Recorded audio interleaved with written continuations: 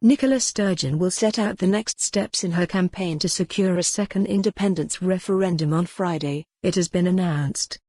The Scottish Parliament will also be asked to back another referendum on Wednesday, in a bid to reassert the principle that it is the right of the people of Scotland to determine their future. It comes as it was confirmed the European flag will fly from the Scottish Government's headquarters, St Andrew's House, on Friday and over the weekend in defiance of Brexit. Ms Sturgeon has said she wants to hold a second independence vote later this year. She said, "Friday will be a sad day for Scotland as we are taken out of the European Union against our will." While the impacts on business and citizens may not be immediate, there is no doubt that from 11 p.m. on Friday 31st January there will have been a material change in Scotland's circumstances against the wishes of the vast majority of people in Scotland.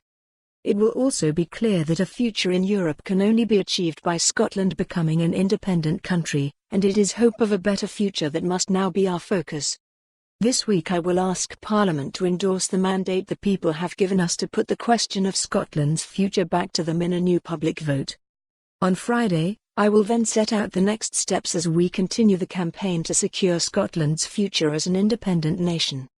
Wednesday's Holyrood debate, which will be opened by Ms Sturgeon, comes after polling showed 61% of people believe the decision on a referendum should be taken by the Scottish Parliament.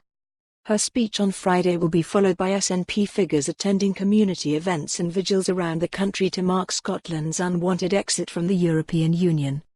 Meanwhile, the Scottish Government will relaunch Hey Europe, part of the Scotland is Open campaign, in countries across the EU as part of efforts to protect Scotland's economy and population from negative attitudes toward the UK as a result of Brexit and to encourage European citizens to continue to visit, work and live in Scotland.